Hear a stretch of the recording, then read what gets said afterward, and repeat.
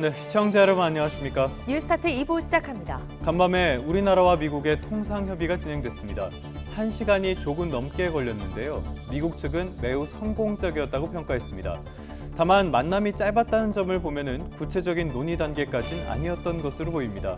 오늘은 이 소식 주요 뉴스로 살펴보겠습니다. 한덕수 권한대행의 출마 여부를 두고 국민의힘 대선 후보 경선 구도가 요동치고 있습니다. 더불어민주당 경선은 이재명 예비후보의 압도적인 일강 양상으로 흘러가는데요. 다만 공직선거법 위반 사건에 대한 대법원 전원 합의체 심리가 속도를 내고 있다는 점이 변수로 작용할 전망입니다. 그럼 이 시각 주요 뉴스부터 살펴보겠습니다. 한미 2+2 통상협의가 종료됐습니다. 스콧 베선트 미 재무장관은 한국과 매우 성공적인 회담을 했다고 밝혔습니다. YTN이 대선 민심 여론조사를 실시했습니다. 더불어민주당 이재명 경선 후보가 범보수 후보 누구와 붙어도 50% 가까운 지지율을 보였습니다. 한덕수 권한대행이나 국민의힘 홍준표 후보와 붙었을 때 상대적으로 격차가 적었습니다. 대법원 전원 합의체가 이재명 전 대표의 공직선거법 위반 혐의 사건 두 번째 합의 기일을 진행했습니다. 심리에 속도가 붙는다면 조기 대선이 치러지는 6월 3일 전에 결론이 나올 가능성도 제기됩니다. 중국의 초등학교 앞에서 또다시 차량 돌진 사고가 발생했습니다. 학생과 학부모 등 최소 10명 넘게 숨진 것으로 전해졌습니다.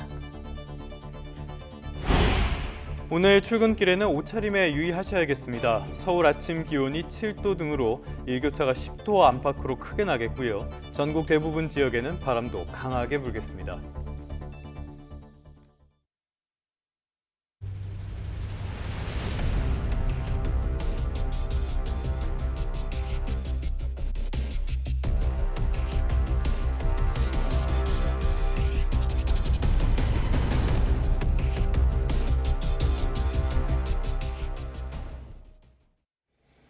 첫 소식입니다. 트럼프 대통령의 품목별 관세와 상호 관세 여파를 최소화하기 위해서 워싱턴 DC에서 진행된 한미 2+2 통상협의가 종료됐습니다.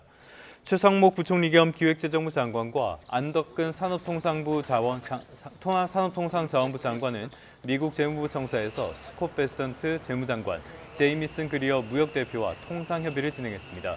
우리 정부 대표단은 협상을 통해 우리나라에 책정된 25% 상호관세를 폐지하거나 최대한 낮추는 것, 또 자동차에 부과된 품목관세 25%를 푸는 것을 목표로 하고 있습니다. 최 부총리와 안덕근 장관은 이번 협의에서 미국의 무역 적자 축소를 위한 미국산 액화 천연가스 등의 수입 확대, 조선 분야의 협력, 비관세 장벽의 철폐 문제를 놓고 의견을 교환한 것으로 보입니다. 한미 2+2 통상협의회 미국 측 대표로 참석한 스콧 베센트 미국 재무장관이 한국과 매우 성공적인 회담을 했다고 밝혔습니다. 베센트 장관은 트럼프 대통령과 스테르 노르웨이 총리의 정상회담장에 배석한 자리에서 기자의 질문을 받고 한국과의 협의가 생각보다 빠르게 진행되는 것 같다며 이같이 말했습니다. 베센트 장관은 이르면 다음 주부터 한국과 실무 협의에 들어가 상호 이해와 합의를 도출할 계획이라고 설명했습니다. 관련 내용은 잠시 뒤에 더 자세히 알아보고 전문가와 함께 분석도 해보겠습니다. 이번에는 대선 전국 살펴보겠습니다. 제21대 대통령 선거를 앞두고 YTN이 대선 민심을 알아볼 수 있는 여론조사를 진행했습니다. 더불어민주당 이재명 경선 후보가 범보수 후보 누구와 붙어도 50% 가까운 지지율로 선두를 달렸는데요. 한덕수 권한대행이나 국민의힘 홍준표 후보와 붙었을 때 격차가 상대적으로 적었습니다. 먼저 정인용 기자입니다.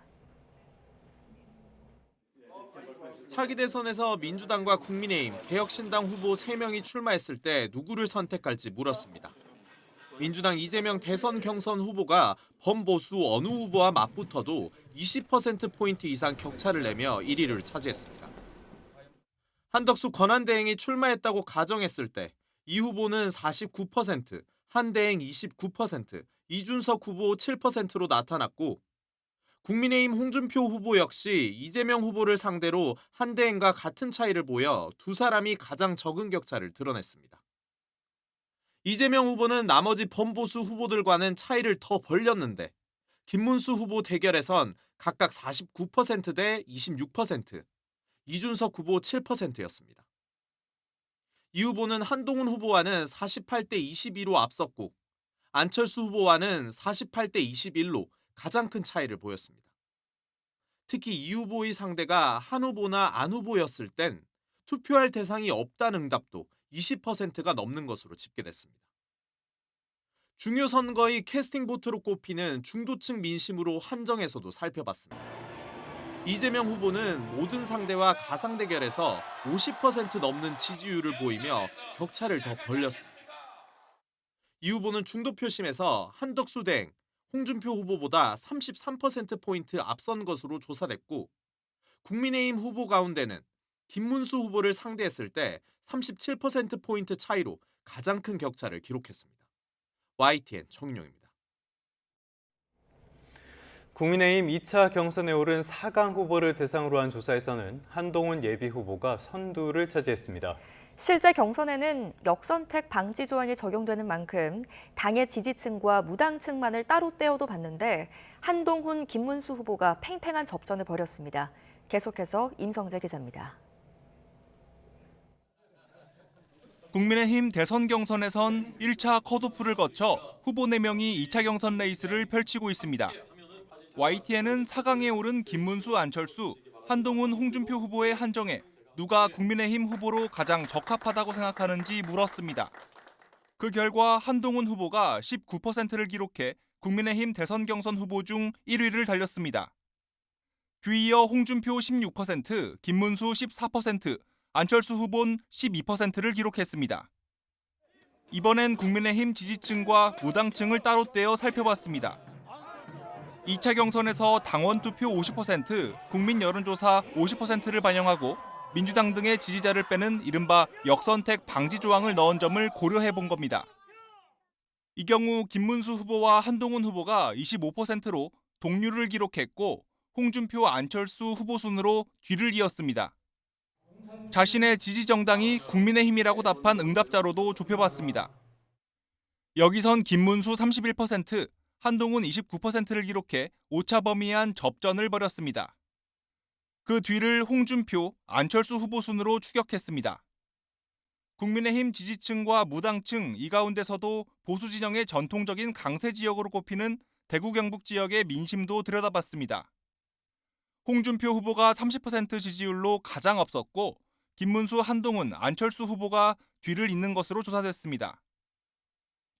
이번 조사는 YTN이 여론조사기관 엠브레인 리퍼블릭에 의뢰해 지난 23일부터 이틀 동안 전국 유권자 1,004명을 대상으로 전화 면접 방식으로 진행됐습니다. 표본 오차는 95% 신뢰 수준의 플러스 마이너스 3.1%포인트이고 전체 질문지를 포함한 자세한 사항은 중앙선거여론조사심의위원회 홈페이지를 참조하면 됩니다. YTN 임성재입니다. 더불어민주당에서 제일 중요한 지역은 역시 호남권이죠. 이 호남권 순회 경선을 앞두고 경선 후보들이 일제히 호남으로 향했습니다. 호남 지역의 맞춤형 공약도 쏟아냈는데요. 이재명 후보는 신규 원자력 발전소 건설 문제에 선택이 어렵다며 고심을 토로했습니다. 홍민기 기자입니다. 이번 주말 호남권 순회 경선을 앞두고 민주당 이재명, 김경수, 김동연 3명의 후보가 일제히 호남을 찾았습니다.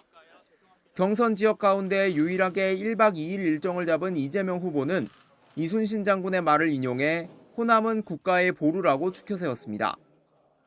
호남권 메가시티 조성과 2036년 전북 하계올림픽 유치 지원, 호남 고속철도 2단계 조기 완공 등 지역 맞춤형 공약도 발표했습니다. 특히 호남을 재생에너지 산업의 중심지로 만들겠다며 서해안을 시작으로 전국에 에너지 고속도로를 건설하겠다고 강조했습니다. 다만 이 후보는 원자력 발전소는 필요성과 위험성이 공존하는 만큼 신규 원전 건설과 재검토 가운데 어느 한쪽을 선택하긴 어렵다며 곤혹스러운 표정을 감추지 않았습니다. 상황에 따라서 필요한 만큼 안정적으로 이용할 수 있게 만들겠습니다. 김경수 후보는 목포와 순천 등 전남 지역을 돌며 지방정부에 연 5조 원 예산 지원을 약속하는 등 지역 민심에 호소했습니다. 이재명 후보가 압도적 지지를 얻는 건 윤석열 전 대통령 때문이라고 지적하고 한덕수 대통령 권한대행을 향해서도 날을 세웠습니다. 권한대행의 행보가 아니고요. 일종의 대통령 행보처럼 해나가고 있는데 이게 한덕수 대행이 지금은 대통령 노름을 하고 있다 이런 비판도 있습니다. 5.18 정신 헌법 전문 수록과 전남권 의대 설립 등을 공약한 김동연 후보는 이 후보 독주 구도는 건강한 경선이 아니라며 연일 견제를 이어갔습니다. 민주당은 호남이 당의 뿌리이자 전통적 지지 기반인 만큼 후보들 득표율만큼이나 경선 참여도, 즉 투표율을 예의주시하고 있습니다. 물론 9대0이란 말이 이어질 정도로 이재명 후보가 압도적 지지율을 받을 수 있을지도 주목됩니다. YTN 홍민기입니다. 더불어민주당 이재명 대선 경선 후보의 정책 자문기구로 알려졌던 성장과 통합이 출범 8일 만에 해체설이 불거지면서 위기를 맞았습니다. 성장과 통합의 유종일 허민 상임 공동대표는 입장문을 내고 앞서 기구 해체에 관한 보도자료가 나갔지만 이는 자신들의 의사에 반하는 것이라고 반박했습니다. 성장과 통합은 각계 전문가 그리고 전현직 관료 500여 명이 참여한 것으로 알려지면서 차기 정부의 인재풀로 주목을 받았는데요. 출범 8일 만에 내홍이 표출되며 정상적인 활동이 불투명해졌다는 평가가 나옵니다. 국민의힘 2차 경선의 막이 오르자마자 한덕수 단일화론에 반대해왔던 후보 3명이 일제히 찬성 입장으로 돌아섰습니다. 태도 변화를 보인 건 안철수, 한동훈, 홍준표 후보인데요. 이번 라운드에 적용되는 당원 투표 50% 룰이 핵심 배경으로 분석됩니다. 윤홍성 기자입니다. 국민의힘 홍준표 대선 경선 후보가 예정에 없던 기자회견을 열었습니다. 앞서 한덕수 권한대행의 출마 여부를 고려 대상에 넣지 않겠다며 출마 반대 입장을 유지해왔는데 이젠 당원과 국민이 원하는 만큼 함께 하겠다며 단일화를 약속했습니다. 대선에 출마하고 반 이재명 단일화에 나선다면 한덕수 대행과도 함께 하겠습니다. 한동훈 후보 역시 이전까진 한대행이 관세 전쟁 등의 상황에서 국정 운영에 집중해야 한다는 입장이었지만 대선 승리를 위해선 모든 사람과 함께 할 거라며 한대행과의 단일화 가능성을 열어뒀습니다. 입장을 바꾼 건 안철수 후보 역시 마찬가지였습니다. 오전엔 한대행에게 출마의 강을 건너지 말라며 만류했지만 당내 확연한 기류 변화에 오후엔 한대행 출마엔 반대한다면서도 한대행이 부득이 출마한다면 빅텐트는 누구에게나 열려 있다며 한 발 물러섰습니다. 이들의 전격 입장 변화는 본격 막을 올린 2차 경선에선 당원 투표가 50% 반영되기 때문으로 풀이됩니다. 반 이재명 빅텐트만이 민주당에 맞설 수 있다고 주장하는 당내 목소리가 컸던 만큼 당심을 잡기 위해선 불가피한 변화라는 분석입니다. 애초 2차 경선은 탄핵 찬성과 반대 2대2 구도였지만 한덕수 단일화론에는 모두가 찬성 깃발을 들면서 한층 더 유불리가 불분명하게 됐다는 관전평도 나옵니다. YTN 윤웅성입니다. 네, 국민의힘 대선 2차 경선 토론회가 이틀째 이어지는 가운데 오늘은 한동훈, 홍준표 후보의 맞대결이 펼쳐집니다. 앞서 그제 진행된 당 미디어데이에서 두 후보가 서로를 토론 상대로 지목하며 오늘 오후 4시부터 3시간가량 끝장 토론을 벌일 예정입니다. 당은 토론회 이후 오는 27일에서 28일 당원 투표와 국민 여론조사를 거쳐 오는 29일 3차 경선 진출자 2명을 가릴 예정입니다. 퇴임 뒤에 경남 양산 평산 마을에 머물고 있는 문재인 전 대통령이 지난 2023년 9.19 평화 공동선언 기념식 이후 2년 만에 서울에서 공개 일정을 소화합니다. 문 전 대통령은 포럼 4.2제와 김대중 재단 등 공동주태로 국회에서 열리는 4.27 판문점 선언 기념식에 참석해 기념사를 할 예정입니다. 앞서 그제 뇌물 혐의로 기소된 문 전 대통령이 검찰 수사에 입장을 밝히거나 차기 정부의 대북 정책에 조언을 할지에 주목이 되고 있습니다. 이번에는 사건 사고 소식도 살펴보겠습니다. 경기도 성남시에서 SUV 차량이 오토바이와 건물을 잇따라 들이받으면서 2명이 다쳤습니다. 전남 신안에서는 바다에 빠진 60대 선원이 출동한 해경에 의해 무사히 구조됐습니다. 양동훈 기자입니다. 찌그러진 SUV 차량이 건물에 박혀 있고 주변엔 출입 통제선이 쳐졌습니다. 경기 성남시 수정구에서 SUV 차량이 오토바이를 친 뒤 2층짜리 건물을 들이받은 건 어젯밤 8시 20분쯤. 이 사고로 60대 오토바이 운전자와 건물 1층에 살고 있던 70대 거주자 1명이 다쳐 병원으로 옮겨졌습니다. 경찰은 SUV 운전자인 60대 남성이 브레이크와 가속 페달을 착각해 사고를 낸 것으로 보고 정확한 사고 원인을 조사 중입니다. 해경구조대원이 구명대를 들고 거침없이 바다에 뛰어듭니다. 항구 시설물을 붙잡은 채 버티고 있는 남성을 구명대에 태운 뒤 다른 대원들과 힘을 모아 구조합니다.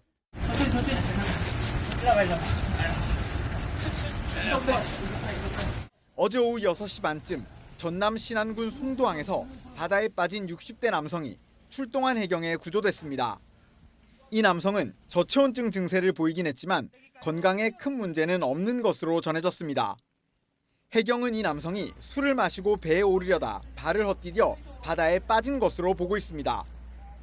어제 오후 6시 50분쯤엔 인천 가정동의 수도권 전철 7호선 공사 현장 인근 울타리에 불이 나 10여 분 만에 꺼졌습니다. 뿜어져 나오는 연기를 본 인근 주민들의 신고가 70여 건이나 접수됐는데 다친 사람은 없었습니다. YTN 양동훈입니다. 서울 미아동에 있는 마트에서 흉기 난동을 벌인 30대 남성이 구속됐습니다. 뒤늦게 피해자에게 죄송하다고 밝혔지만 구속을 피하지는 못했습니다. 김태원 기자입니다.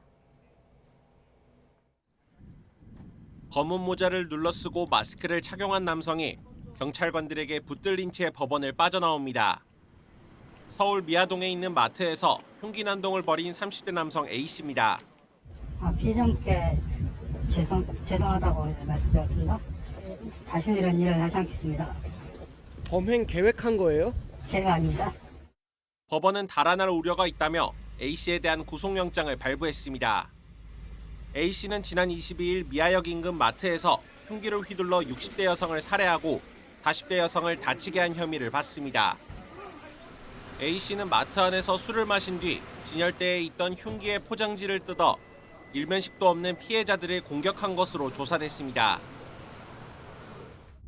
경기 김포에 있는 프라이팬 코팅 공장에서 불이 나 관계자 3명이 각각 크고 작은 부상을 입고 병원으로 옮겨졌습니다. 소방당국은 한때 담당 소방서 인력과 장비 전체를 동원하는 대응 1단계를 발령한 끝에 30분 만에 큰 불길을 잡았습니다. 이보다 앞서 경기 의정부에서는 승용차가 상가 건물 지하주차장 외벽을 들이받았습니다. 차량을 몰던 30대 남성이 숨졌고 함께 탔던 30대 여성도 무릎을 크게 다쳐 병원으로 옮겨졌습니다. 경찰은 사고 차량이 다른 건물 지하주차장에서 나와 도로를 가로질러 건너편 건물 지하로 진입했다며 블랙박스 등을 토대로 경위를 조사하고 있습니다. YTN 김태원입니다.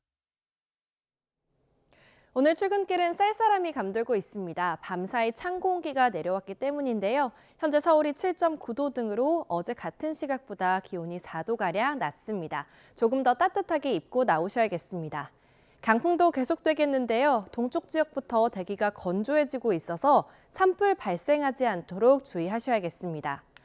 북서풍을 타고 먼지도 유입됐습니다. 오늘 오전까지 중부와 영남 지역이 황사의 영향을 받겠고요.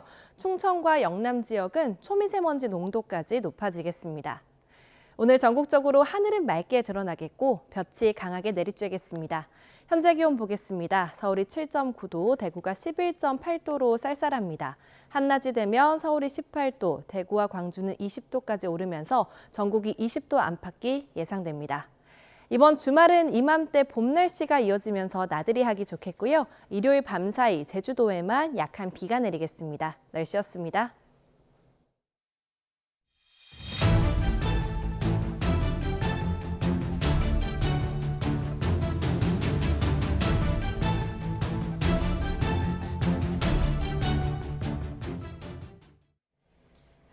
네, 이 뉴스 오늘은 주요하게 다뤄보도록 하겠습니다. 트럼프 관세 문제를 논의하기 위한 한미 2+2 통상협의 결과에 대한 브리핑이 이제 곧 시작될 것으로 보입니다. 네, 최상목 경제부총리와 또 한덕근 산업부 장관이 미국과의 관세 협의가 어떻게 진행됐는지 이제 곧 설명할 예정입니다. 네, 지금 현장에는 최상목 부총리 그리고 안덕근 장관의 모습이 보입니다.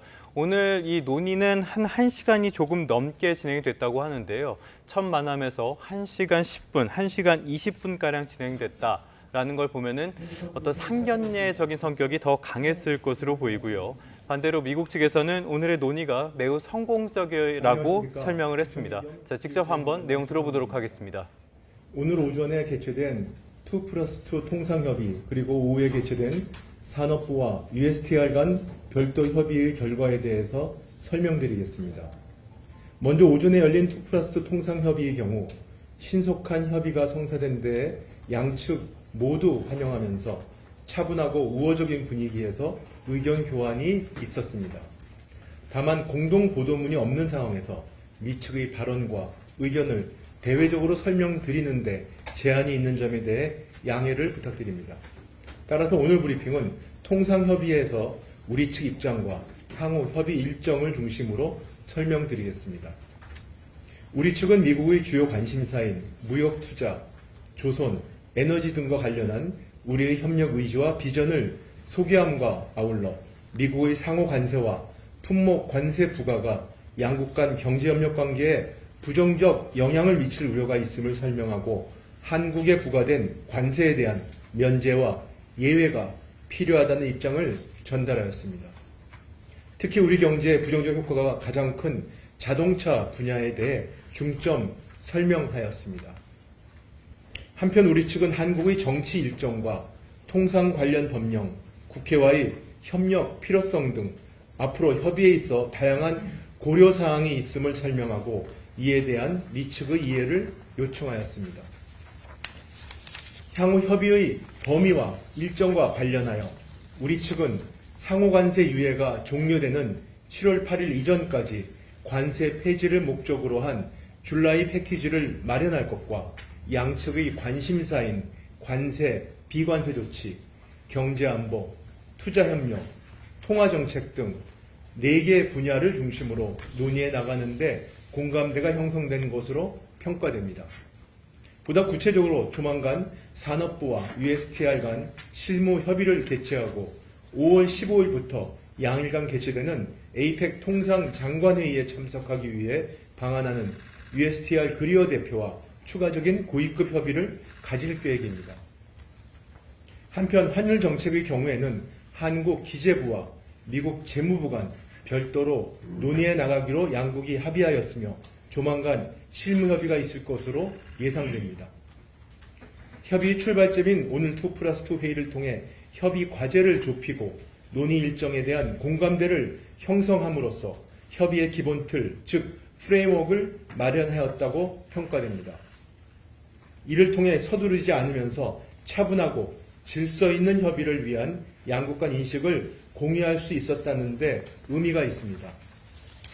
오후에 개최된 산업부와 USTR 간 협의는 오전 2+2 회의에서의 논의 결과를 바탕으로 보다 상세한 협의를 가졌으며 양측은 협의를 위한 복수의 작업반을 구성하기로 하였습니다. 앞으로 실무 협의와 추가적인 고위급 협의를 통해 상호관세 유예가 종료되는 7월 8일 이전까지 미국의 관세 정책과 관련한 의미 있는 성과를 거두기 위해 정부는 최선을 다해 나가겠습니다. 감사합니다.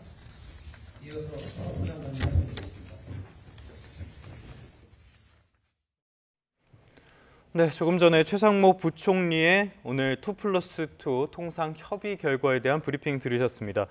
눈에 띄는 점이라면 서두르지 않으면서 차분하게 논의하기로 했다는 점, 이 부분을 들었다는 점, 이게 좀 눈에 띈다고 할 수가 있겠고요. 공동 보도문이 없어서 구체적인 내용에는 발표하지 않았습니다. 일단 전반적으로 봤을 때 어떤 상견례 성격이 강한 첫 만남이라고 보실 수 있을 것 같고요. 논의 주제가 어떤 것이 될지, 앞으로의 일정을 어떻게 할 것인지 이런 부분들을 집중적으로 논의한 것으로 보입니다. 네, 더 자세한 내용은 전문가와 함께 이어서 짚어보겠습니다. 주원 현대경제연구원 실장 나와 계십니다. 어서 오십시오. 예, 어서 오십시오, 실장님. 조금 전에 보니까 2+2 이 협의에서 어떤 구체적인 내용보다는 일단 상견례 성격이 강했던 것 같아요.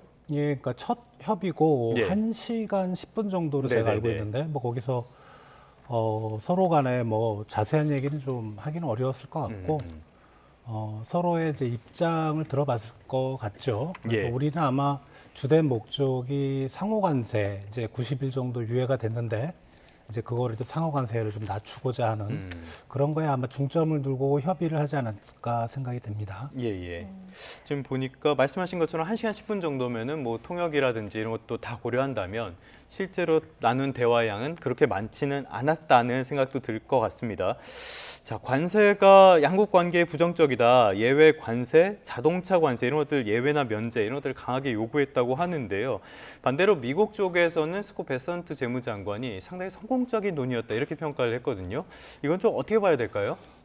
첫 회담이고요. 예. 첫 회담부터 서로 격앙된 분위기였다고 말하기는 어렵죠. 그러니까 처음에는 이제 좋게 예, 예. 시작을 하는 게 맞는 것 같고 또 나눈 대화의 내용도 말씀하셨다시피 뭐 통역도 있고 하다 보면은 또 우리 기재부 장관, 또 산업부 장관, 그다음에 USTR 대표, 예. 재무장관이 각각 한 명씩만 발언해도 한 명이 한 10분 정도는 했을까? 예, 그러니까 큰 이야기는 없을 것 같고 예, 처음에는 예. 이제 상견례 정도로 우리가 이제 생각을 하고 커다란 이제 범위에서 우리가 주제를 예, 예.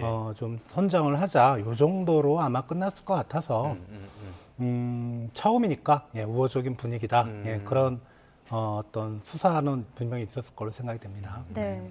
미국은 조금 빨리 진행하고 싶었던 걸까요? 생각보다 진행이 빠를 수 있다 이런 언급을 하면서 다음 주에 양해에 관한 합의에 이를 수 있다 이렇게 말했는데 우리 입장에서는 너무 이게 속전속결로 이루어지는 거 아니냐 이런 우려도 있거든요. 그러니까 미국의 입장에서는 지금 한두 나라가 아니거든요. 상호관세를 위한 나라 몇십 개 국가가 되니까 일단은 뭐 재무장관이나 USTR 대표 또는 상무부 장관이 그 나라들을 전부 다 상대를 하려면 엄청나게 시간이 많이 걸리잖아요. 그러니까 빨리 좀 진행을 했으면 좋겠다는 게 이제 미국의 입장이고 그리고 네. 지금 상호관세 유예를 받은 국가들 중에 협의가 끝난 국가는 아무 나라도 없죠. 네, 없죠. 예, 일본 예. 정도가 좀 빠르게 좀 진행이 되고 있고 그러다 보니까 좀 우리한테 좀 압박을 하는 느낌이 들어요. 우리 현실적으로 우리가 실무적으로 볼 때 다음 주에 양해 정도의 어떤 협의가 있을 수는 예. 없죠, 그죠? 그렇죠. 예. 그리고 준비도 해야 되고. 그러니까 어떻게 보면은 우리나라한테 좀 빨리 하자라는 무언의 압박일 가능성이 있습니다. 네. 일본과의 협의도 뭐 진전이 있다 없다 이야기들이 많은 상황에서 트럼프도 성과가 필요하니까 좀 우리를 재촉하는 게 아닌가 싶습니다. 반대로 근데 우리나라 쪽에서는 정치 일정, 국회와의 협의 이런 것들이 있어서 미국의 이해를 요구했다. 서두르지 않으면서 차분하게 논의하기로 합의했다. 이런 이야기를 하는 거 봐서는 우리로서는 그렇게 서두를 생각은 전혀 없는 것 같아요. 예, 첫 번째로는 이제 일단은 대통령 선거가 있기 때문에 예. 차기 정부가 결정할 부분이잖아요. 그리고 이게 상호관세 90일 유예니까 네. 우리로서는 어떻게 보면은 일종의 정치적 공백기가 우리한테는 무기가 될 수가 있는 거죠. 예, 미국도 아는 거죠. 지금 뭔가 결정을 해봐야 차기 정부 또 국회의 어떤 예. 인준 과정도 필요한 부분이 있기 때문에 근데 그런 걸 생각할 때는 지금 당장 어떤 결정을 내는 게 미국으로서는 오히려 불확실할 수 있으니까 우리 이제 장관님 두 분이 그런 점을 어필을 하면서 협의를 진행하고 있지 않을까 생각이 됩니다. 네. 그렇지 않아도 조금 전에 최상무 경제부총리 브리핑을 보니까 미국 측에 이제 우리나라 입장에 어떤 그 정치적 상황들을 요청을 하면서 조금 기다려달라 이런 요청을 했다고 하는데 미국이 이것을 수용할지는 좀 지켜봐야 될 문제일 것 같고요.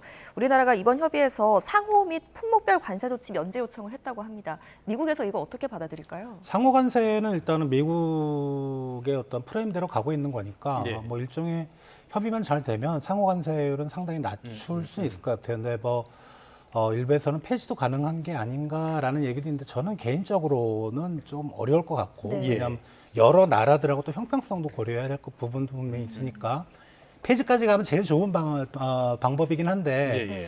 사실 현실성 그렇게 높지는 않고요. 그리고 품목관세는 분명히 우리가 언급은 했을 것 같은데 품목관세, 그러니까 미국의 그 상호관세는 국가에 대한 관세고 그렇죠. 품목관세는 우리 예. 철강, 알루미늄, 자동차인데 예, 예.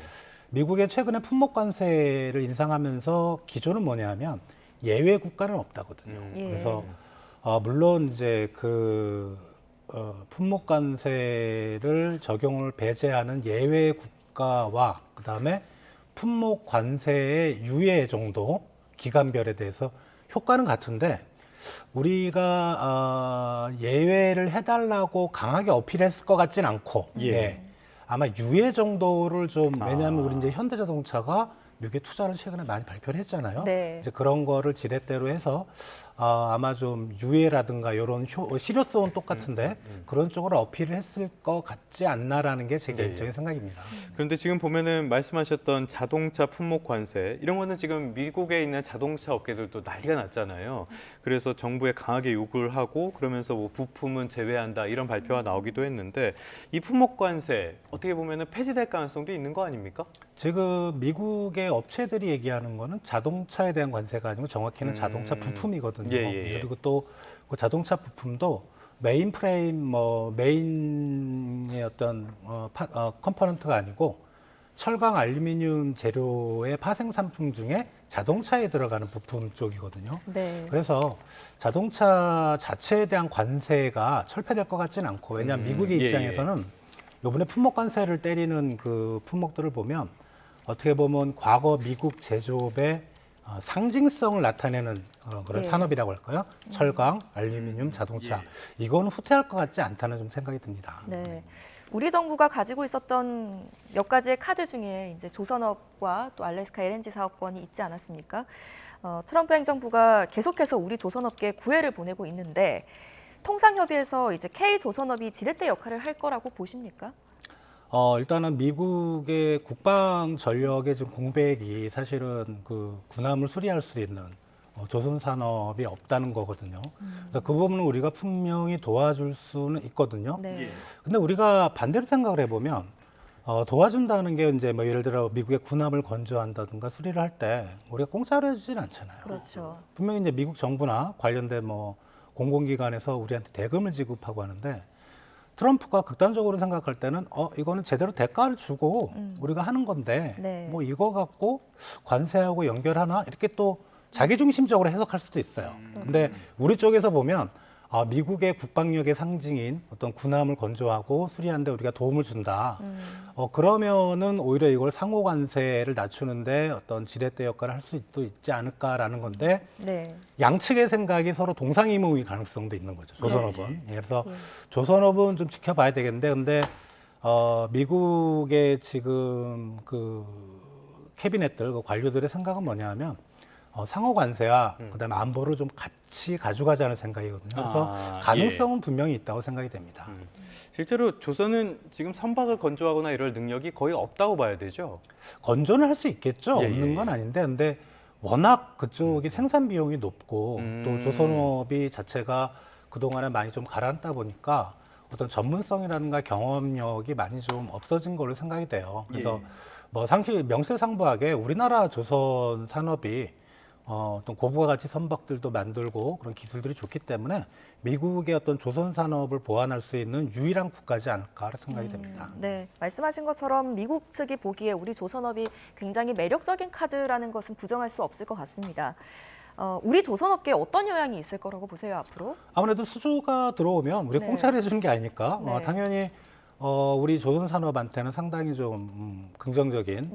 근데 지금 사실 조선업 일감이 굉장히 많이 쌓여 있어요. 그래서 뭐 들리기로는 뭐 2년치, 3년치 일감이 쌓여 있다 그래서 뭐 도크가 꽉 찼다 그러니까요. 그렇죠. 그래서 도크를 새로 지어야 되나 만약에 미국이 군함 수리를 요구할 때. 뭐 아무튼 뭐 수주가 계속 들어온다는 거는 분명히 긍정적으로 평가됩니다. 알겠습니다. 깜짝 등판할 거라고 생각했던 트럼프, 저번에 일본과의 협상에서는 실제로 깜짝 등판을 해서 일본 협상단들이 굉장히 당황했다라는 소식도 전해졌는데 이번에는 나오지 않았네요. 지난 일본 회담 때는 그 일본과의 협상에 들어간 게 아니고 그 협상하기 전에 뭐 잠깐 일본 장관들을 만났다고 했는데 그때는 좀 한가했던 것 같고요. 오늘 일정을 보니까 좀 많이 바빴더라고요. 뭐 오찬도 있고요. 그다음에 뭐 행정명령에 서명하는 그런 것도 있고 그래서 오늘의 일정이 좀 빡빡해서 아마 우리 쪽 우리 장관들을 미리 좀 만나거나 이럴 시간이 좀 없었던 걸로 생각이 듭니다. 네. 오늘 나온 뉴욕타임스를 보니까 한국과 일본에게 알래스카산 LNG 구매 계획을 공식적으로 밝힐 것을 압박하고 있다라는 보도가 나왔습니다. 트럼프가 알래스카 LNG 사업을 이렇게 계속 밀어붙이는 이유가 뭡니까? 이게 이제 국내 보도하고 외국 언론들의 약간 정리가 안 되는 부분인데 네. 지금 우리가 전체 LNG를 수입하는데 미국산 LNG를 한 작년 기준으로 10.6% 정도 수입을 하고 있거든요. 네. 이게 트럼프 1기 이전, 그러니까 2016년이죠. 1기가 2017년부터 시작이 됐으니까 2016년에는 0.1%였어요. 예. 그러니까 트럼프가 그때 집권하면서 쭉 늘었고 바이든 행정부 때도 늘었고 이제 작년에도 많이 늘었는데 이 수입하는 LNG는 제가 알기로는 알래스카 쪽이 아니고 미국 남부 쪽, 네네네네. 멕시코만에서 생산된 거를 파나마 운하를 거쳐서 이제 수송을 하는 거거든요. 지금 알래스카 LNG는 저기가 태평양 쪽으로 LNG를 수출할 수가 없습니다. 네. 왜냐하면 생산지하고 태평양 연안하고 멀리 떨어져 있고 거기에 파이프라인을 연결하는 사업을 우리나라 기업들한테 요구를 하고 있거든요. 네. 예. 그게 한 1,200km, 1,300km 정도 됩니다. 그래서 그 사업에 대해서 좀 참여를 해달라고 알래스카 주지사가 오긴 했지만, 네. 방한을 하긴 했지만 미국 정부 차원에서 구체적으로 공식적으로 저걸 요청을 한 적은 없습니다. 그렇죠. 예. 그러니까 미국의 LNG를 구매를 더 해달라는 거는 멕시코만 쪽인 것 같고요. 예. 저 사업이 완성돼서 이제 만약에 태평양 쪽으로 수출하는 건 트럼프 임기 끝나올 거예요. 예. 뭐 한참 지난 다음이겠죠. 그두 예. 건이 지금 같이 보도가 돼 있어서 사람들이 많이 혼동을 하는데 좀 다른 얘기라고 좀 보시면 예. 될 것 같습니다. 네. 뭐 LNG 자체는 우리도 필요하니까 이 수입을 늘리는 건 그럴 수 있는데 알래스카 LNG 사업은 사업성이라든지 이런 데 우려가 크지 않습니까? 정부 쪽, 공공기관 쪽들의 입장은 사업성이 괜찮다고 하는데 그래요? 또 이제 예. 민간 기업들하고 얘기를 해보면 일단은 그게 1,300km라면은 우리나라 국토 북한 끝에서 남쪽까지보다도 긴 거리거든요. 예. 그리고 저기는 알래스카라는 데는 아시겠지만 춥습니다. 공사 기간이 1년 중에 할 수 있는 게 제가 알기로 뭐 3, 4개월 정도? 그리고 저게 정말 사업성이 있다면은 왜 우리보다 어떻게 보면 돈 냄새를 더 잘 맡는 미국 기업들이 여태 안 했을까라는 것도 우리가 한번 생각을 해봐야 될 것 같아요. 한번 들었다 다 나왔던 거죠? 그렇죠. 예, 다 나왔습니다. 그래서 저 사업을 하려면은 채산성이 확보가 되는데 민간 쪽에서는 좀 갸우뚱거리는 측면이 좀 있고요. 그리고 이제 저 가스관이라는 게 보통 이제 우리가 철강이나 이런 게 많이 들어갈 거잖아요. 예. 근데 저 가스관을 건설하기 위해서 우리가 이쪽에서 물건을 넘겨야 되는데 그럼 또 25% 관세를 받습니다. 거기도 관세가 들어가네요. 예, 물론 예. 뭐 저게 만약에 우리 참여한다면 미국이 전격적으로 좀 그거는 혜택을 줄 수도 있겠지만 근데 그런 걸 생각해 볼 때 이게 저거는 이제 우리 민간 기업들이 큰 리스크를 안고 들어가야 되는데 저거를 미국 정부나 우리나라 정부에서 그거를 BEP를 보장을 해줄 수 있을지 그거는 조금 민간하고 공공 쪽의 시각이 좀 많이 틀린 것 같습니다. 네. BEP는 손익분기점 예, 말씀하시는 맞습니다. 거죠? 일본도 고민하고 있고 그런데 반대로 대만은 참여한다고 해요. 아무래도 이게 정치적인 어떤 효과 같은 것들을 보는 국가 이쪽에서 조금 더 이걸 매력적으로 보는 그런 상황이라고 생각해야 될까요? 대만은 지금 목숨이 걸린 문제거든요. 왜냐하면 이제 뭐 관세 문제도 있지만 예. 대만의 이제 가장 주력 산업이 어떻게 보면 산업인데 TSMC입니다. 네. 그냥 자체가. 거기에 대한 이제 미국의 어떤 제재가 있을 수 있고 관세도 있고 그런 부분도 있고 또 하나는 대만은 사실 뭐 중국의 어떤 침공 이런 얘기도 계속 나오잖아요. 그렇죠. 예. 그러니까 미국의 안보 우산 없이는 대만이 사실은 생명을 유지하기 어렵잖아요. 근데 그러다 보니까 차라리 거기다 투자를 해주면 미국이 좀 더 대만을 끌어안고 보호해주지 않을까라는 이제 말씀하신 어떤 국제 정치, 군사 역학 이런 문제가 대만은 좀 더 시급한 걸로 생각이 됩니다. 네.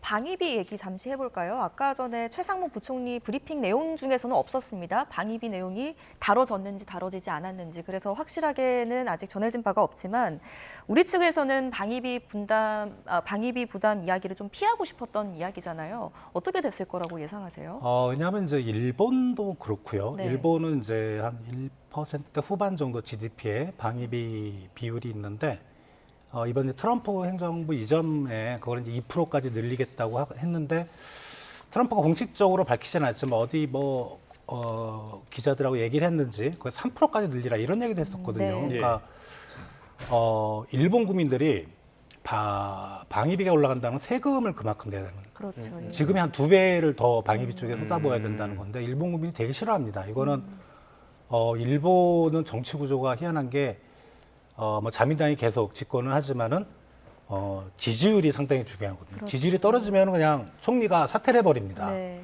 그러니까 그런 것 때문에 상당히 좀 그렇고 우리나라 입장에서도 보면 방위비를 올리는 게 간단한 문제는 아니거든요. 이건 어떻게 보면 역시 일본과 마찬가지의 어떤 그 구조를 생각하시면 되는데 세금이 올라간다는 거죠. 그렇죠. 예. 우리 국민들이 좋아할 리가 없고 그래서 우리 정부로서는 상당히 좀 부담이 되는 그런 얘기인데 다만 이제 방위비 협상을 하려면 원칙적으로는 지금은 이제 우리 기재부 장관님하고 산업부 장관님만 가셨는데 국방부 장관도 들어가야 됩니다. 예. 3+3이 돼야 되는 거죠. 근데 일본도 국방장관은 안 들어갔었거든요. 네. 그래서 일본에서도 방위비 얘기는 없었다고 하고 그래서 원칙적으로는 지금 회담에 한 1시간 10분 정도의 생각에서 방위비까지 언급을 했을까 미국이. 예. 다만 이제 구체적인 회담 내용을 전부 우리가 지금 보도자료로 밝히지는 않잖아요. 예. 했을 수는 있지만 지금 국방장관이 안 들어갔기 때문에 아마 방위비 얘기는 나중에 정말 미국이 요구한다면은 국방장관이 들어가는 별도의 회담이 있지 않을까 생각이 됩니다. 알겠습니다. 앞으로의 대응 전략 한번 살펴봐야 될 것 같은데요. 일단 첫 발은 뗐고요. 지금 트럼프의 지지율이 특히 경제 지지율이 굉장히 많이 하락하고 있고요. 금융시장도 흔들리고 다른 정책들도 다 삐걱거리고 있단 말이에요. 이런 것들을 우리가 활용할 방법, 이용할 방법은 없을까요? 이게 이제 트럼프의 그 과거 저서를 보면 그 11가지 전략 중에 비용은 적당이라는 게 있습니다. 그러니까 트럼프가 이제 그걸 최근에 많이 생각을 하는 것 같아요. 너무 관세를 인상하고 하다 보니까 이게 미국 국민들이 별로 안 좋아하고 미국 경제도 침체된다고 계속 그러고 그래서 지지율 떨어지고 그렇기 때문에 한 발 좀 물러서는 느낌이 분명히 있습니다. 그런데 이제 트럼프 입장에서 생각해 보면 얼마나 자존심이 상하겠어요. 그렇죠. 자기가 공약 때 했던 것들이 지금 한 반발짝씩 물려서 있잖아요. 자다가 이불도 한번 찰 것 같습니다. 이런 상황에서 누군가 이거를 이용해서 미국을 약간 압박하는 느낌을 준다? 그러면 저는 개인적인 생각에 그거는 안 좋은 전략인 것 같아요. 오히려 악수가 될 것이다. 그래서 어떤 다른 나라들의 어떤 분위기를 좀 살피고 트럼프 역시 미국을 이끌어가는 대통령이긴 하지만 정치인입니다. 어떤 미국 내 정치 상황이라든가 사회 분위기를 좀 살피면서 우리가 취할 수 있는 건 취하되 괜히 그 모난돌이 정을 맞는다고 맨 앞에서 뭔가 미국이 심기를 건드리는 이제 그런 전략은 저는 개인적으로 좋지 않다고 생각이 됩니다. 네, 탐색전의 의미가 더 컸을 것으로 평가받는 우리와의 첫 협의는 이렇게 마무리가 됐고요. 트럼프는 오늘도 중국과 협의가 있었다고 밝혔습니다. 입장이 조금 바뀐 것 같아요. 이렇게 유화적인 메시지 계속 내놓는 배경은 뭐라고 보세요? 시진핑 주석이 전화를 안 해서 그렇죠. 계속 전화해달라 그랬는데 자기가 먼저 전화를 하려니 참 체면이 안 살고 그러니까 항상 급한 쪽이 먼저 전화를 하잖아요. 움직이게 되죠. 근데 이제 뭐 들리는 얘기하면 지금 이제 G20 재무장관 그 협의 그 워싱턴에서 이제 회의가 있는데 거기에 이제 중국도 관리들이 좀 파견이 됐고요. 중국 일부 재무부 관리들이 미국 쪽 그 재무부 청사에 들어가는 게 사진으로 찍혔다 그래요. 그래서 아마 협상은 있을 겁니다. 협상이 밑에서 계속 진행은 되고 있나 보네요. 그렇죠. 그러니까 그 우크라이나하고 러시아도 지금 전쟁 중이잖아요. 그렇죠. 우리가 알게 모르게 밑에서는 협상 같은 걸 해요. 협상은 없을 리는 없는데 이제 그런 걸 가지고 이제 트럼프가 얘기를 하는 거죠. 얘기를 하는 건데 실제로 큰 진전이 있는 협상이 되려면 좀 머리가 큰 사람들, 장관급 이상에서 협의가 돼야 되는데 그런 움직임 전혀 안 보이고 있습니다. 그러다 보니까 트럼프로서는 상당히 좀 곤혹스럽고 왜냐하면 미국 무역 수지 적자가 작년에 한 1조 달러 정도 되는데 그중에 한 25% 가장 큰 규모가 중국이거든요. 그러니까 관세 정책을 하는 목적 중에 가장 중요한 목적은 뭐냐면은 무역 적자를 줄이자는 건데 예. 그걸 줄이려면 중국과의 무역 적자를 줄이는 그렇죠. 게 가장 큰 거고 사실 뭐 그거에 비하면 다른 나라들은 되게 작습니다. 그러니까 중국에 대해서 무역 적자를 줄이려면 중국과 대화를 해야 되는데 그러려면 시진핑 주석하고 전화부터 시작을 해야 되는데 예. 시작부터가 지금 아예 스톱이 된 거죠. 네, 그러다 보니까 중국에 대해서는 조금 이제 처음엔 강공으로 갔다가 이제 약간은 좀 유화적인 제스처를 하면서 아 이렇게 좀 잘해보자, 제발 전화 좀 해달라 이제 예. 그런 걸로 보시면 될 것 같습니다. 네. 첫 눈싸움에서는 트럼프가 졌다라는 평가가 나오는데 시진핑에게 전략을 읽혔다라는 그런 분석도 나오는 것 같아요. 근데 그렇다고 해서 중국도 마냥 계속 이러고 시간을 끌기에는 중국 역시 굉장히 부담스러운 상황 아닙니까? 예, 맞습니다. 지금 중국 경제 성장률 IMF 전망치를 보면 기존 5% 내에서 지금 4%까지 떨어뜨렸거든요. 네. 이게 이제 미국의 관세 정책 때문인데, 그리고 이제 중국이 지금 소비자 물가가 계속 마이너스가 나오고 있습니다. 예. 이상한 거죠. 예, 그리고 그 돈을 계속 풀어요. 금리를 떨어뜨리면서. 이거는 디플레이션입니다. 그러니까 어떤 경제 정책을 담당하는 사람 중에 제일 직면하기 싫은 게 디플레이션이에요. 왜 그렇죠? 한 번 빠지면 벗어나기 어려워요. 그러니까 물가가 계속 떨어진다는 그런 심리가 국민들이나 기업들한테 심어지면 예. 소비나 투자를 안 합니다. 왜 지금 하는 것보다 나중에 하는 게 훨씬 싸게 하니까. 일본이 겪었던 그렇죠. 거군요. 예. 그래서 한 번 빠지면 벗어나기 어려운 게 디플레이션인데 그래서 중국도 지금 마냥 미국과 저렇게 강대강으로 할 수는 없는데 다만 우리가 좀 생각할 게 서방 세계의 시각으로 중국 시장을 바라봐서는 안 된다. 예. 트럼프는 국민 지지율에 따라 지금 정책의 어떤 강약이 조절되잖아요. 그죠? 네네네. 근데 중국은 안 그렇습니다. 권위주의 국가니까. 그렇죠. 예. 예. 그리고 거기는 시장 경제이긴 하지만 정치 시스템은 어떻게 보면 사회주의 쪽이에요. 그러니까 버티기는 힘들겠지만 중국이 작정하고 버티면 트럼프 임기 4년 동안 버틸 수 있습니다. 제가 보기에는. 네네네. 예, 그리고 중국 내에 최근에 여러 가지 이슈로 불만이 많은데 이럴 때는 바깥으로 화살을 돌리는 게 제일 좋죠. 네. 예, 트럼프가 이렇게 계속 압박을 하면은 트럼프 때문에 중국이 어렵다. 이런 걸 계속 선전을 하면서 버틸 수 있기 때문에 미국이 만약에 중국을 협상 테이블로 끌어들이려면 좀 더 좀 중국이 좋아할 만한 획기적인 예. 정책을 들고 나야 될 것 같아요. 예를 들면 관세를 확 더 낮추겠다. 뭐 다른 국가들과 비슷하게 하겠다. 이 정도까지는 해야 중국이 협상 테이블로 나올 수 있을 것 같습니다. 네. 미중 간의 상황 가운데 뉴욕 증시가 일제히 상승했습니다. 배경은 뭐라고 분석하세요?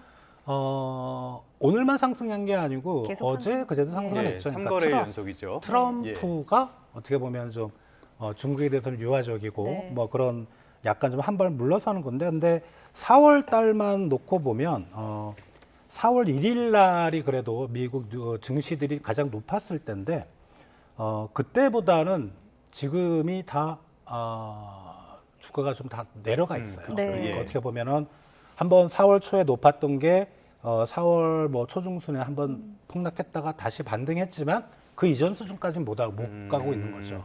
그러니까 여전히 어떻게 보면은 트럼프 때문에 최근 3일간 뉴욕 증시가 상승을 했지만 트럼프는 여전히 불확실한 사람이다. 어떻게 될지 네네네네. 모른다. 그래서 뉴욕 증시가 지금 관망을 하고 있다 이렇게 보시면 되겠습니다. 조용히 있으니까 좀 회복하는 그런 모습들. 5,100까지 하락했던 S&P 500이 5,400선까지 오르긴 했지만 말씀하신 것처럼 여전히 변수는 남아있는 것 같습니다.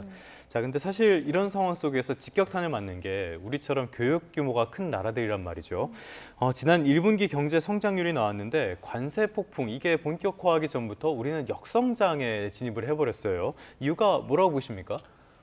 우리가 이제 분기별로 봤을 때 사실 예. 경기 침체가 올해 1분기부터 그러니까 성장률이 마이너스가 나오면 우리가 경기 침체라고 하는데 예. 1분기가 경기 침체였을까? 근데 저 그래프 보시면 알겠지만 작년 2분기부터 마이너스가 나왔습니다. 물론 이제 작년 1분기가 워낙 좋았기 때문에 뭐 그 기저 효과도 있지만은 근데 2분기에 마이너스가 나오고 3분기, 4분기 보면은 0.1, 0.1이거든요. 거의 제로 성장입니다. 예. 그러니까 1년 동안 사실 경기 침체는 지속이 됐다고 생각이 되고요. 네. 이게 뭐 특별히 올해 1분기만 더 나빠서 그런 건 아닌 것 같고, 예. 저 그래프부터 한 1년 동안 경기 그렇네요. 침체가 계속 예. 안 좋았고, 그리고 문제는 뭐냐 하면 이제 앞으로가 문제인데 네. 저거는 이제 주로 내수가 끌어내린 효과거든요. 근데 앞으로를 보면 사실 1분기에는 미국의 관세 인상 효과가 없습니다. 거의. 예. 이제 2분기부터 관세 인상 때문에 수출도 급격하게 악화될 가능성. 이러면 정말 극단적으로는 올해 연중 내내 마이너스가 나올 수도 있어요. 예. 근데 물론 뭐 확률은 마이너스보다는 소폭 플러스가 좀 높긴 하지만 그래서 지금 IMF도 우리 2%에서 1%로 1%포인트를 낮췄는데 개인적인 생각은 올해 연간 기준으로 봤을 때 경제 성장률 1%는 달성이 어렵다고 생각이 듭니다. 거의 뭐 기정사실이고요. 예. 그나마 1% 초반을 만약에 넘기려면은 정부의 거시경제 정책, 예. 추경, 그다음에 금리 이런 것들이 진짜 적극적으로 대응을 해야지만 1% 초반을 간신히 넘기지 않을까 그렇게 생각이 됩니다. 자, 지금 저희가 그래프로 분기별 경제 성장률 추이를 보여드리고 있는데요. 여기 보면은 말씀하신 것처럼 지난해 2분기부터 계속적으로 저성장 국면이 이어지고 있고요. 그래픽 준비한 게 하나 더 있습니다. 부문별의 성장 기여도인데요. 보면은 다 마이너스예요. 이게 어떤 의미를 갖는지 좀 설명 좀 부탁드리겠습니다. 저성장 기여도, 그러니까 GDP의 증가율이 경제 성장률인데 GDP의 부문별로 나누면 저렇게 되거든요. 그러니까 저걸 다 더하면 사실은 예. 우리 이제 경제 성장률하고 이제 거의 비슷하게 되는데 저 그래프는 경제 성장률이 아닌 것 같고요. 예, 왜냐하면 저 기여도죠. 기여도죠. 예. 그래서 저기 보시면 사실 민간 소비나 정부 소비 쪽은 마이너스는 나왔지만 거의 뭐 영향을 안 미쳤다고 보시면 됩니다. 물론 마이너스가 나오기 좋은 건 아닌데, 근데 문제는 이제 건설 투자입니다. 건설 투자가 너무 하락폭이 크다 보니까 이게 또 건설 투자 자체의 지금 성장 기여도만 나오고 있는데, 우리 아시겠지만 건설 투자는 노동 집약적 산업이고 그렇죠. 고용시장에 미치는 영향이 큽니다. 저게 약간의 시차를 두고 소비 쪽의 성장 기여도를 떨어뜨리는 역할을 합니다. 그게 이제 가장 큰 걸로 보이고요.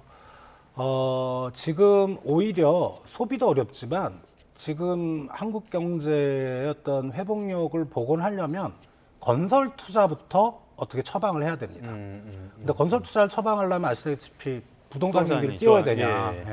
근데 건설 투자가 부동산만 있는 건 아니거든요. SOC도 있습니다. 그리고 SOC라는 거는 이미 정부가 몇십 년 후까지 다 계획을 세워놓은 거기 때문에 그런 쪽 예산이라도 요거 만약에 추경은 이미 편성이 됐지만 다음 정부가 들어서서 뭐 내년 예산이나 뭐 추가 추경을 할 때는 SOC 예산을 좀 많이 좀 증액을 해야 경기가 회복력을 가질 걸로 생각이 됩니다. 네.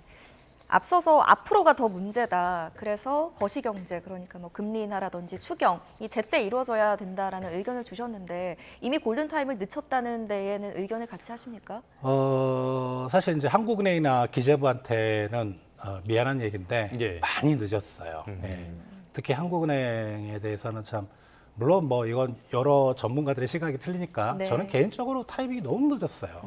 작년 2분기에 이미 마이너스가 나왔고 뭐 그거는 뭐 1분기에 워낙 높았기 때문에 떨어지는 효과를 하더라도 3분기부터 0.1 정도, 그리고 지금 도소매업 같은 경우는 뭐 한 2년 가까이 지금 계속 침체가 되고 있거든요. 사실 금리를 더 떨어뜨려야 되는데 한국은행 입장도 이해는 가죠. 가계부채가 계속 높았으니까. 다만 우리가 정책을 할 때는 뭐에 더 중요한 그 방점을 둬야 되느냐. 가계부채를 중요할 거냐. 아니면 자영업들이 막 쓰러지고 사람들이 돈을 못 벌어서 신용불량자가 되는 거를 더 중요할 거냐, 중요시할 거냐. 선택을 해야 되는데 그 선택도 사실은 뭐 경제를 바라보는 철학의 입장에서는 다르겠지만 저라면은 가계부채는 차라리 다른 마이크로 수단을 동원해서 막고 뭐 DSR을 좀 강화시킨다든가 금리는 좀 빠르게 떨어뜨렸어야 됐지 않는가. 왜냐하면 주요국들 중에 뭐 일본이나 이런 나라를 빼고 일본은 최근에 올리니까 유럽 중앙은행하고 우리하고 또 비교해봐도 우리가 너무 금리 인하 타이밍도 늦었고 인하폭도 적습니다. 그랬을 때 이게 정말 맞는 정책이냐. 물론 이제 후에 많은 학자들이 연구를 할 겁니다. 이 부분에 대해서 논쟁이 많기 때문에. 근데 저는 개인적인 관점에서는 타이밍도 많이 늦었고요. 금리 인하폭도 너무 좀 작지 않은가 그렇게 생각이 됩니다. 그러니까 시기가 늦었고 인하폭 또 부족했다. 통화 정책이나 재정 정책 둘 다 부족했다는 말씀이신데 추가 경정 예산에서는 금액이 12조로 나왔단 말이에요. 이 금액 자체는 좀 어떻게 보십니까? 12조에 대해서 이제 우리가 그 재정 승수라는 게 있는데요. 예. 그걸 가지고 이제 실제 경제 성장률에 얼마나 영향을 미치냐는 건데 한국은행 내부 보고서에서는 대략 우리가 계산하기 편하게 말씀드리면 10조당 0.5. 아, 예. 근데 한은 총재는 그 보고서는 잘못 약간 이상하다. 0.1 그렇게 얘기를 하고 있고요. 예. 저희 연구원에서 나오는 거는 0.3 정도 보고 0.3. 있습니다. 그래서 예.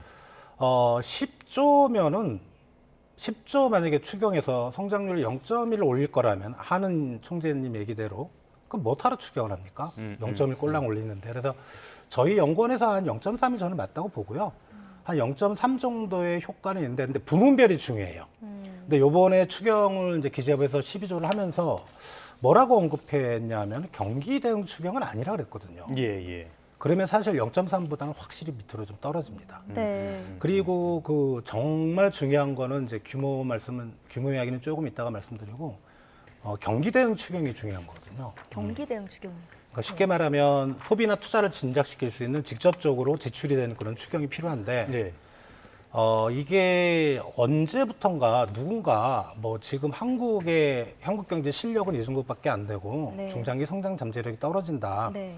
그래서 그런 걸 높일 수 있는 그런 정책들이 필요하다고 했는데 지금 우리가 당면하고 있는 경제 성장률 마이너스 0.2% 1분기는 그런 중장기 얘기가 아니에요.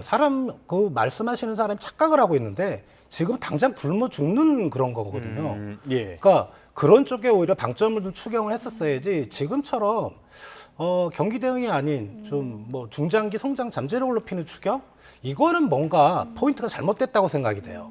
그리고 규모는 개인적인 입장이지만 12조 갖고는 안 될 것 같아요. 지금 왜냐하면은 올해 제가 좀 약간 극단적으로 얘기해서 올해 연간으로 마이너스도 나올 수 있다고 생각을 했는데 예. 1% 미만일 겁니다. 정부가 아무런 대응을 안 하면. 그러니까 1% 미만이라는 건 12조까지 포함한 생각이거든요. 그러려면 1%대 초반까지 넘기려면은 12조를 포함해서 토탈 최소 20조에서 30조는 올해 연간으로 총 규모로는 그 정도로는 추경을 해야 1% 초반을 간신히 넘길 수 있을 것 같습니다. 네. 우리 경제가 이미 골든타임을 좀 넘겼고 또 회복 탄력성도 잃고 저성장 늪에 빠졌다는 분석을 또 말씀해 주셨는데 향후 어떻게 좀 예측을 하십니까? 올해는 아주 이례적이고요. 그러니까 미국의 트럼프의 통상 정책 때문에 많이 충격을 받고는 있는데 내년이면 올해보다는 아무래도 성장률이 조금 올라가지 싶어요. 근데 우리 잠재 성장률을 한 2% 정도 잡고 있는데 우리가 2%대 이상 성장률을 앞으로 자주 보게 될까?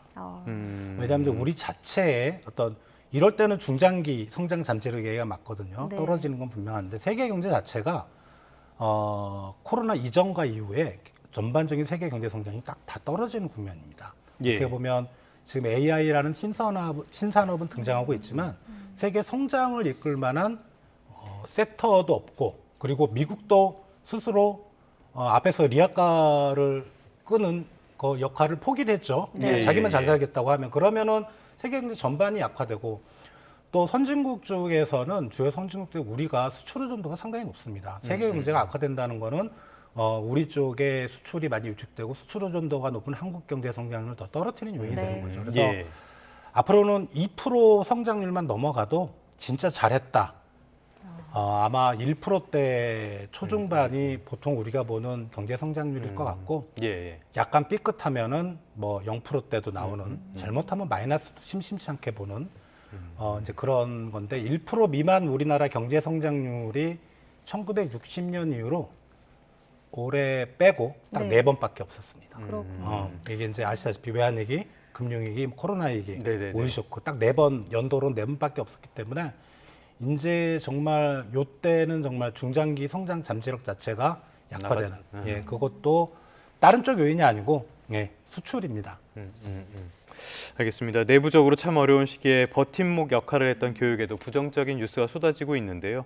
정치적 공백기이긴 하지만 그래도 정부의 기민한 대응이 굉장히 중요한 시점이 아닐까 싶습니다. 지금까지 주원 현대경제연구원 실장과 함께 관련된 내용들 자세하게 짚어봤습니다. 오늘 말씀 고맙습니다.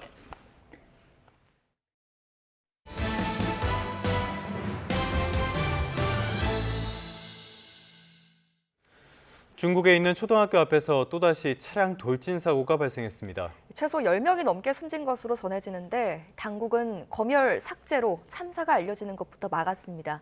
베이징 강정규 특파원입니다.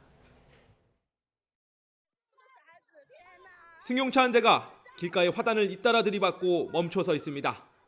피를 흘리며 쓰러진 사람들과 비명이 뒤엉킨 현장은 그야말로 아수라장입니다.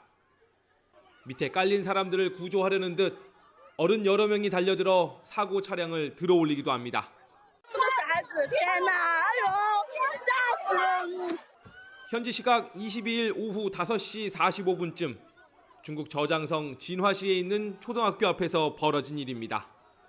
수업을 마친 학생들과 마중 나온 학부모들이 몰린 시간이라 인명피해가 컸습니다. 그러나 중국 관영 매체 보도는 찾아볼 수 없고 SNS에 올라온 사고 영상들도 삭제됐습니다. 다만 해외 인터넷이나 외신 등을 통해 최소 10명 이상이 숨졌을 거란 말이 돌 뿐입니다. 根据网友讯息，这起无差别攻击事件至少造成14人死亡，其中还包含9名小学生。 앞서 작년 11월 후난성 창더현의 초등학교 앞에서도 등굣길에 비슷한 사고가 발생해 30명이 다쳤습니다. 开车故意撞那儿，你看的，从这边撞到校门口这儿，开回来又撞，你看这个人好恶劣，他说社会不公。 같은 달 중국 광둥성 주하이에서도 차량 돌진 사고로 35명이 숨지고 43명이 다쳤습니다.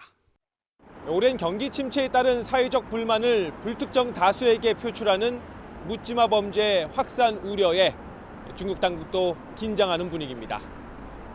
베이징에서 YTN 강정규입니다. 러시아와 우크라이나 종전 협상은 진전이 별로 눈에 띄지 않는 상황이죠. 이런 상황 속에서 러시아가 우크라이나의 수도인 키이우를 대규모로 공습해 사상자가 100여 명이나 나왔습니다. 지금까지 푸틴 대통령 편을 여러 차례 들었던 트럼프 대통령마저도 이번 공습이 매우 나쁜 시기에 이루어졌다며 당장 멈추라고 강도 높게 비판했습니다. 정유신 기자입니다. 무너진 아파트 잔해 속에서 생존자를 찾고 있습니다. 현지 시간 24일 새벽 러시아의 대규모 미사일 공격으로 키이우 전역에 공습경보가 내려졌습니다. 정부 건물과 아파트에 40여 건의 화재가 잇따라 최소 12명이 숨지고 90여 명이 다쳤습니다. Дійсно, геноцид проти українського народу – це геноцид проти кожної конкретної української сім'ї. Це те, що винищує націю як морально, так і фізично. 뉴욕타임스는 이번 키이우 공습이 지난해 7월 이후 가장 치명적인 공격 가운데 하나라고 전했습니다. 우크라이나 제2도시 하르키우 등 다른 대도시도 밤새 2차례 이상 미사일 공격을 받았습니다. 우크라이나군은 이번 공습에 북한산 KN-23 탄도미사일이 사용됐다고 밝혔습니다. 미국이 우크라이나의 영토 양보를 포함한 종전안으로 압박하는 동안 러시아는 키이우에 대규모 폭격에 나선 겁니다. 젤렌스키 우크라이나 대통령은 미국의 제안에 따라 전면 휴전에 동의했지만 러시아는 여전히 민간인을 죽이고 있다고 비판했습니다. з терористами, які все це влаштували на нашій землі, виключно на нашій землі, це великий компроміс. 트럼프 미국 대통령은 SNS를 통해 푸틴 대통령에게 공습을 멈추라며 이례적으로 비판했습니다. A lot of distrust, but I hope we're going to get there for the sake of a lot of young people that are dying. 이런 가운데 미국은 해저가스관 노르트 스트림을 비롯한 러시아 자산에 대한 제재 해제 방안을 논의하고 있다고 정치 전문 매체 폴리티코가 보도했습니다. 실제로 러시아 제재가 해제된다면 푸틴 대통령에겐 상당한 외교적 성과가 될 수 있다고 외신들은 평가했습니다. YTN 정신입니다. 서울경찰청 기동순찰대는 수천억 원대의 불법 도박 사이트를 운영한 혐의로 수배 중이던 30대 남성 A씨를 검거했다고 밝혔습니다.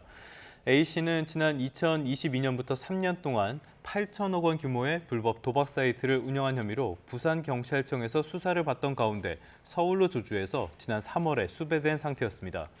경찰은 지난 23일 서울 신림동 경륜장 인근을 수차례 배회하던 차량이 수배 차량인 것을 확인하고 500m가량 추격해 A씨를 체포했다고 밝혔습니다. 경찰은 A씨의 신병을 넘겨받은 부산청에서 추가 수사를 이어갈 계획이라고 설명했습니다.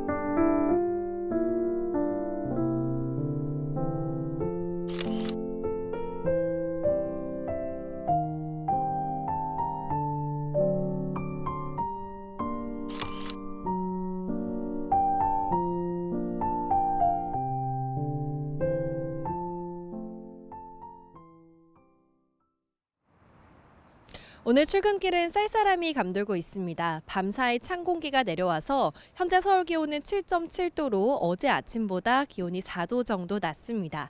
한낮이 되면 기온은 10도 정도 오르겠지만 여전히 예년 기온을 밑도니까요. 오늘은 조금 더 따뜻하게 입고 나오셔야겠습니다. 오늘도 전국적으로 맑은 하늘이 이어지겠고 바람이 강하게 불겠습니다. 동쪽 지역부터 대기가 건조해지고 있어서 산불 발생하지 않도록 주의하셔야겠습니다. 북서풍을 타고 먼지도 유입됐습니다. 오늘 오전까지 중부와 영남 지역이 황사의 영향을 받겠고요. 충청과 영남 지역은 스모그까지 더해지겠습니다. 출근길에 마스크 착용하시는 게 좋겠습니다. 현재 기온은 서울이 7.7도, 광주가 9.4도, 대구가 11.5도로 쌀쌀합니다. 낮 기온은 서울 18도, 광주와 대구 20도로 어제보다 기온이 2도에서 7도 정도 낮겠습니다. 이번 주말은 이맘때 봄 날씨 속에 대기질도 양호해서 나들이 하기 좋겠고요. 일요일 밤사이 제주도에만 비가 조금 내릴 전망입니다. 당분간 내륙을 중심으로 일교차가 15도 안팎으로 크게 나겠습니다. 감기 등 호흡기 질환에 걸리지 않도록 쌀쌀한 아침 저녁에는 외투로 체온 조절하셔야겠습니다. 지금까지 YTN 이혜민입니다. 네, 3분 뒤에 뉴스타트가 계속됩니다.